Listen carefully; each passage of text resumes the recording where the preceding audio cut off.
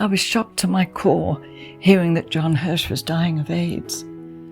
A Toronto friend had actually mentioned she'd heard John wasn't too well and thought he had pneumonia. I immediately called his partner Brian and arranged to visit John the following day. I'd spent lots of time in their beautiful house on Hudson Drive and loved the peaceful feeling there. The back of the house overlooked a ravine and was surrounded by trees and nature. It was almost as if they lived in their own private park, with wildlife, regular visitors on their porch. John was a great cook and enjoyed making traditional Hungarian meals. I was often invited to join him and Brian for dinner, along with their eclectic and interesting friends from the world of the arts and literature, as well as actors, of course. Once a young and very handsome Frank Langella was there with his wife Ruth. John's dinner parties were always very stimulating, although I felt a little out of my depth at times with the heady conversations. But I tried to absorb as much as I could from these intelligent and fascinating people. Brian, who was an accomplished artist, had warned me that John, who always had a slim physique, was very skeletal. He might be too weak to talk, Brian said. But that wasn't the case at all. Although he lay on his bed weak and emaciated, John seemed to perk up when I entered the room. As I held him and kissed him on his cheek, he said, "Here you are." He wanted to know all about the film I was working on. "You've done well and I'm so proud of you," he told me. In all the years I'd known John Hirsch, he'd never said anything like that to me. I always thought he resented the fact that I'd gone to America and not stayed in Toronto with him. We laughed together as I reminded him of when I sat on Maggie Smith's lap by mistake during the rehearsals of The Three Sisters. After about 15 minutes, Brian came in, and I knew it was time to let John rest. I gently hugged him again and said I'd call him before I left Toronto. A few days later, I said goodbye to John on the phone and told him I loved him. He died the following week. I pondered the fact that I was in Toronto casting Avalon just at the time when John was dying. If I hadn't have been there then, I wouldn't have been able to say goodbye to this man who'd made a big difference in my life. He treated me like family and was also my mentor. You know, I always think of John when I parallel park my car.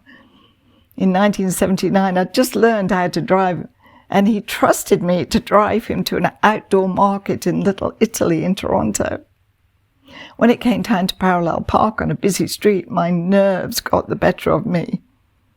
However, showing great patience, which was not exactly one of his main attributes, John talked me through this particular maneuver, giving me the confidence to park without too much difficulty at all. If I'd heard that John Hirsch had died and I hadn't had the chance to see him, I would have been devastated.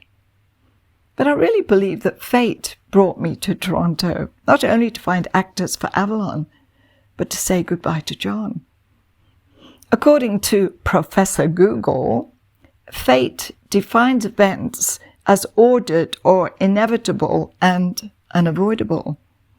It's a concept based on the belief that there's a fixed natural order to the universe.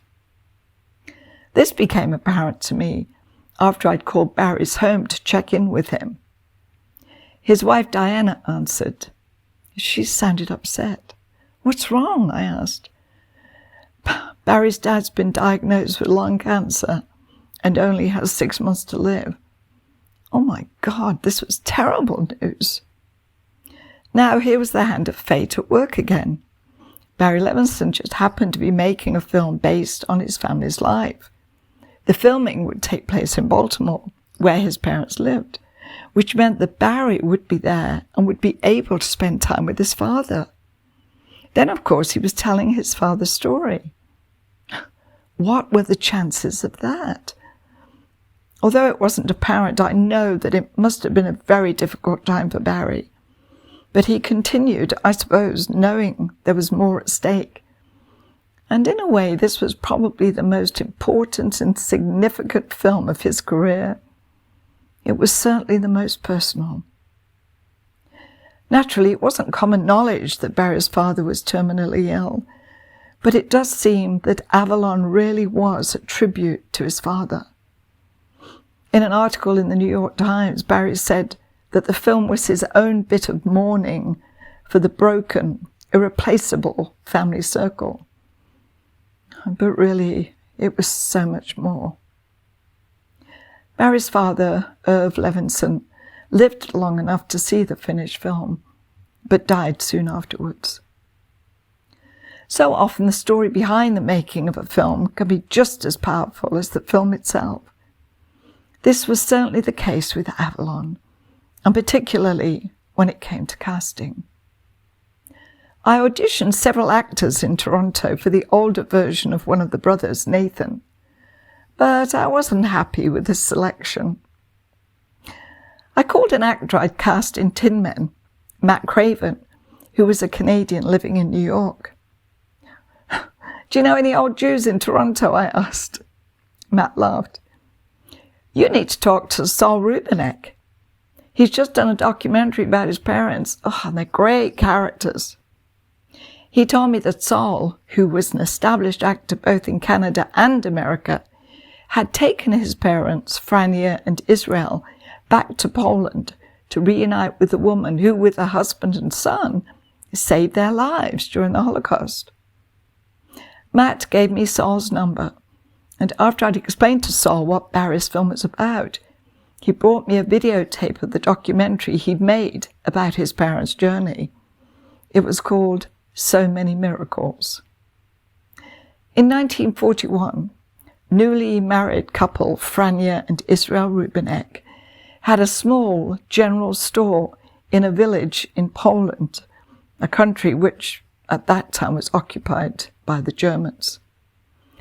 A poor Polish farm woman often went to the village to sell butter and eggs, but in Israel's store she found she didn't have enough money to pay for the things she needed. Israel told the woman, Zofia Banya, not to worry about it. In 1943, Jews were being executed or rounded up into the concentration camps, but Israel and Frania managed to escape the shots being fired at them by the Nazis and avoided a concentration camp with the help of the Polish farm woman. Zofia was somehow able to send word through a friend asking Israel and Frania to come to her farm. The Catholic farm woman had little to offer, but she could hide them. Her gesture was very dangerous and brave. People could be shot for harboring Jews. Nonetheless, despite the objections of her rather abusive husband, Zofia sheltered the Rubineks for almost 2.5 years in the small cottage she shared with her unwilling husband and their 7-year-old son. During this time, Israel and Frania experienced great pain and suffering and were almost discovered. It's quite a story, and I urge you to either watch the documentary or get the book of So Many Miracles. I absolutely fell in love with Frania and Israel. They were both small in stature, but their personalities were larger than life. They'd endured great hardship during the German occupation, but as Frania says in the documentary, there were so many miracles that saved us. Or was it fate? Whatever it was, fortunately they managed to escape and lived to tell the tale, not only in the documentary, but in their book. I immediately dispatched the video to Barry in Baltimore with an enthusiastic note, "This is Nathan," and his wife. He agreed that Israel and Frania were perfect to play the roles, and I was delighted to tell Saul, hoping that his parents would be interested and available, knowing that they lived part-time in Florida. They were. I met them briefly before I left Toronto, and I was as thrilled as they were to be able to invite them to participate in the film. As it happens, Israel Rubenek had been an actor in Poland, so he really was a natural for the role, and so was Frania. In the next episode, auditioning children for Avalon and including Barry's relatives in the film. If you're enjoying my episodes, my social media guru, Horatio, has asked that you please like the recordings, subscribe, and ring the bell to be notified when I post my next episode on Sunday. Many thanks, and your support is greatly appreciated.